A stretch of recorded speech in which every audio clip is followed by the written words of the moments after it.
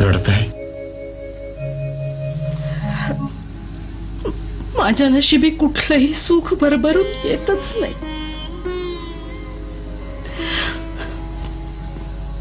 माझ्यामुळे मातापित्यांना त्रास सहन करावा लागला.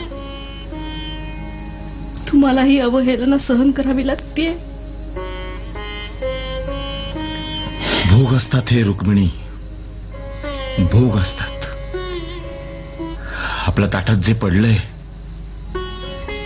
त्याचा देवाचा प्रसाद समजून भक्षण करावं माणसाने. जे पदरी येईल ते ईश्वरी संकेत समजून स्वीकारावेत.